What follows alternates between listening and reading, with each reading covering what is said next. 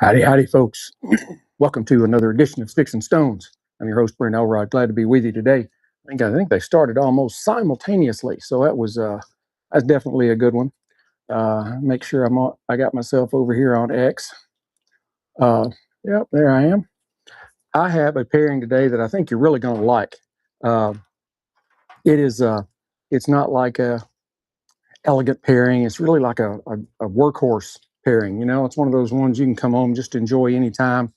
Neither item is extremely expensive, and so I think you'll like it. The spirit is Bruichladdich, and that is a big, long name. It goes all the way around the bottle. And this is their base spirit. This is called the Classic Laddie. It is an Islay single malt Scotch, but it is an unpeated Scotch, which is uh, out of the ordinary for Islay. Islay typically a lot more smoke and a lot more peat. Not this one. I'm pairing that with a Brickhouse Classic. I think these are going to go very well together. So we're just going to go ahead and just dive right on in. This is about contrast, but contrast done right. We're taking a dependable, earthy cigar and matching it with one of the brightest, most expressive, unpeated scotches out there. I think this session is where simplicity is going to meet complexity, and if it hits, it's going to elevate every draw and make the sip so much better. So let's go ahead and do it. Um, the spirit, Bruichladdich, Classic Laddie, is 100 proof. It is, as I said, an unpeated Islay single malt. I really do enjoy this scotch, and it's definitely easy to find on the shelf because there ain't another bottle on the Scotch shelves that is that color. So the mash bill, 100% Scottish malted barley. That all barley delivers a clean and kind of malty sweetness with kind of a bright citrus and floral lift, making it kind of an ideal contrast tool against an earthier cigar. As you can see, I went heavy on that one, didn't I? It's going to be a good day. This is a extremely light golden color in the glass. I mean, we're talking like, I don't know, apple juice. That's what it looks like, right? On the nose, speaking of apples, even at 100 proof, there's no real ethanol burn in the nose. You get a lot of fresh grain, some wonderful notes of like green apples and some lemon zest. There's a little bit of sea saltiness in there, and then just some light floral notes. Again, I love this scotch, and it's not a real budget buster. If I remember right, it's somewhere between like $50 and $75, which today with all the tariffs and everything, that's not too bad. So on the palate,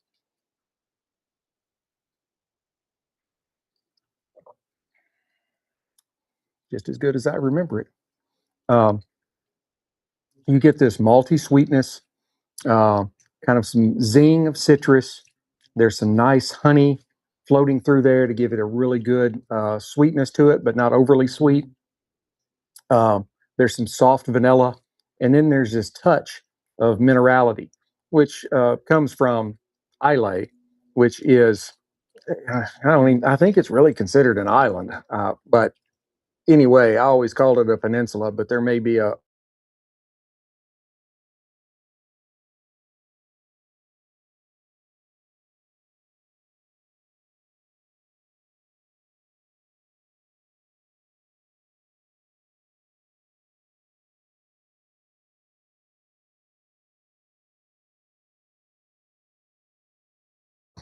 that's good. Um, the finish, medium finish, you get some nice lingering sweetness, lingering citrus with a little bit of light saltiness, and then just a nice clean maltiness to it. It really, even for someone, if you're just, looking to get into scotch, you never really tried it before, don't jump out there and do one of the like Lagavulins or, anything like that. Start with You can start with something like this. Very good, not overly, it's not peated, not overly smoky. If you noticed, I didn't say a thing about smoking any of that. It does kind of put you in mind of base Glenlivet or Glenmorangie. Uh, it's right there with it. And I learned about it from watching a documentary on the guy that resurrected the distillery where Bruichladdich is now made. He was like in his 60s, and he had been in the Scotch business since he was 14 years old. He started as a kid working in the Scotch distillery. And I want to say it's something like the Golden Dram or something along those lines. And I think it was on Amazon. I could be wrong about that, but it was very interesting. You saw everything that goes into making scotch. You had all of his stories and all of that legacy and everything that he could try and download to you as you're as you're listening along, watching along. Yeah, it's really worth a watch.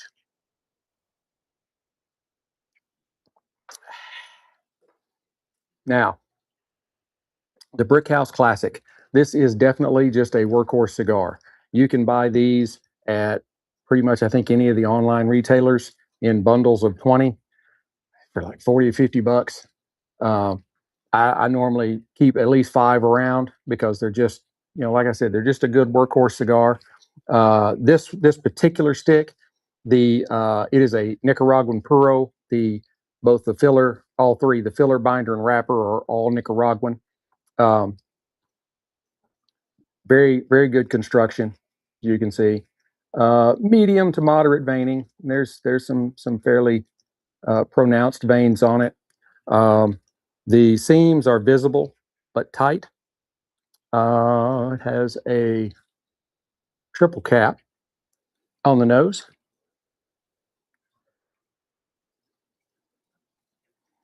You get this wonderful earthiness and cedar with a little bit of light spice in there and some nice toasted nuts. Let's go ahead and give it a cut. Test the cold draw. Where we at? Oh man, we're burning. We're 7.5 minutes. I'm already almost done telling you about the cigar. We're doing good. Used my cigar V cutter on the cold draw.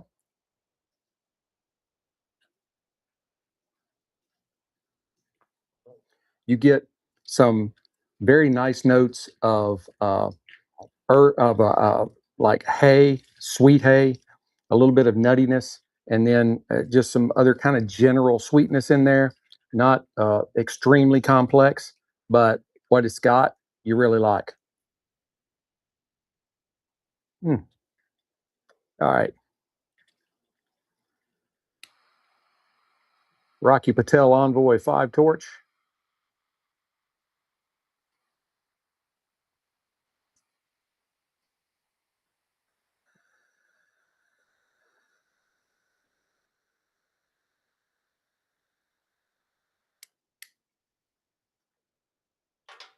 Mm.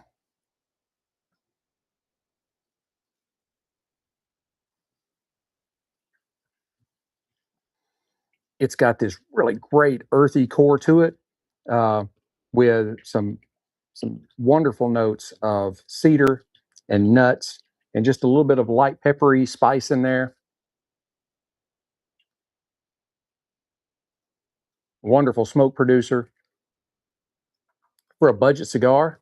And this is, I don't think you can really go wrong for the price that you're paying for these. No way.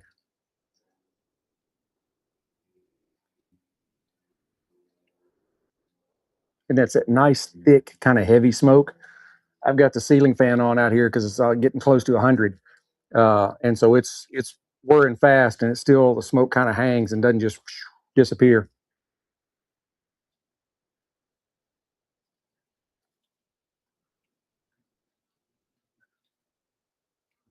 All right, let's try them together. That's what you're here for.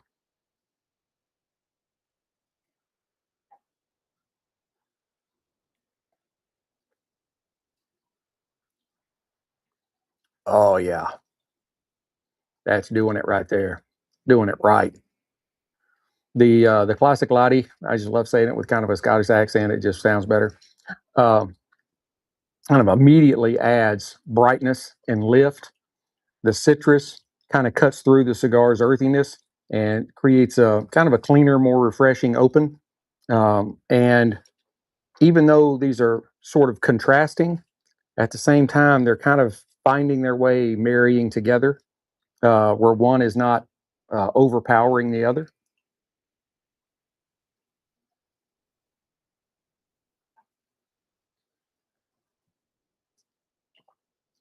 Love it when the smoke hangs in the glass like that. Doesn't mean anything, but I think it's cool. So, um, yeah, I mean, this is not going to be one of those, 90 plus pairings and, 9.5 out of 10 on the grading scale. It's just a solid, great to sit down and spend some time kind of pairing. And honestly, with things as the price the way they are today, it's what you need. Just a nice little workhorse pairing that you can always fall back on, and you don't have to be spending $10 on a cigar.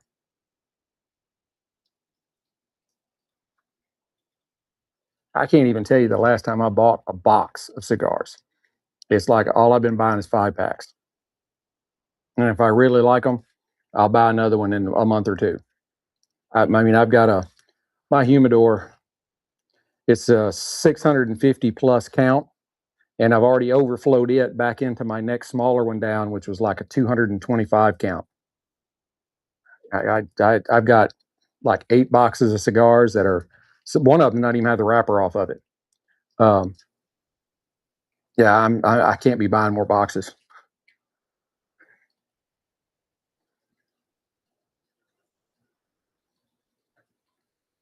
because I'm constantly smoking different things. I mean, it's one thing if you're locked into one cigar and that's the only cigar you ever smoke. All right, but I don't do that. Doing this, I have to constantly be looking for new things, new pairings, all that kind of stuff.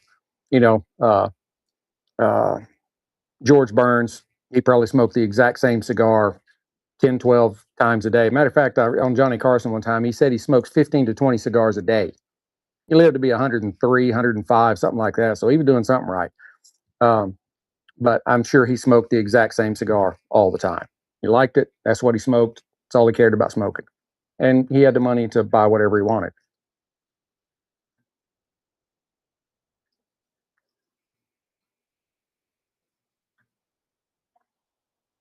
Quite honestly, I don't think I ever saw the guy in anything but a tuxedo. Maybe in his there was a movie he did where he played God in the movie, and in that I think he was wearing something different. But like anytime he was doing anything, presentations or anything like that, he going on Johnny Carson, all that kind of stuff. I think he always wearing a tuxedo, always smoking a. He loved Churchill 7 by 50. I'm not a Churchill guy. That's I don't know. That's a little bit too much for me. And that's what she said.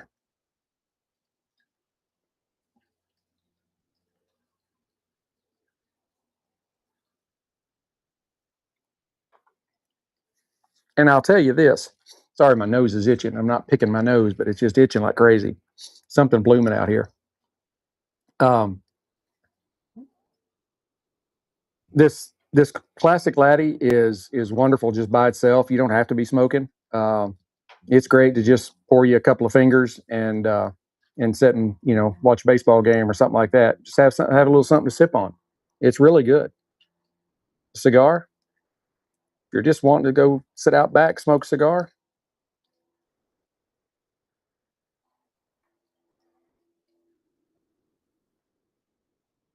and I kind of touched it up when I first lit it because I knew I could already tell that I'd kind of gotten it wonky, but I went ahead and touched it up with my single torch, and I hadn't touched it since. That's a really nice burn line for a, you know. Let's see, if you're buying 20 sticks and they're costing like $40 or $50, that's $2, $2.50 a stick.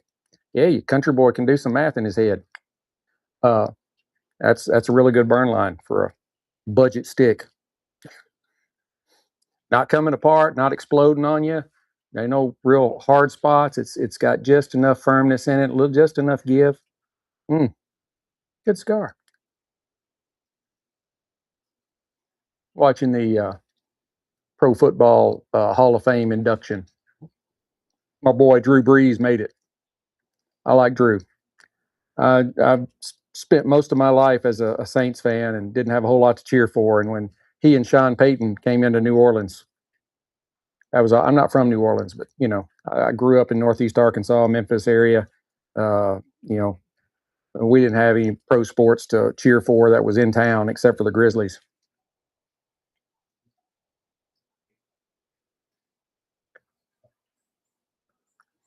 I won't hold y'all up. I know it is Saturday, and we're already about 16 minutes. I try to keep y'all under 20.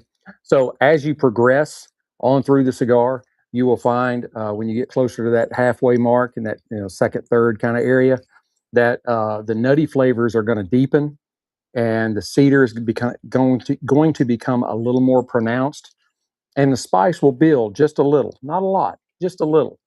And the pairing really starts shining kind of in this halfway area.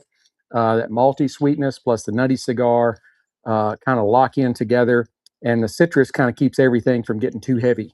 It kind of keeps that brightness there floating just a little bit, right? And then as you get towards the end of the cigar, the intensity is going to build more. You're going to get more earth, more wood, a little touch of bitterness with some lingering spice in there. My final impression is the whiskey smooths out the cigar's edges. The floral and the citrus notes kind of soften that bitterness, keeping the finish balanced and enjoyable.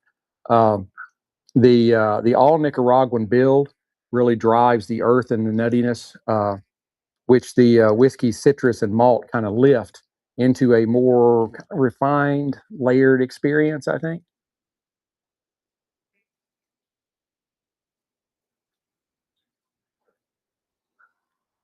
contrast-driven pairings that elevates a straightforward cigar into something more dynamic.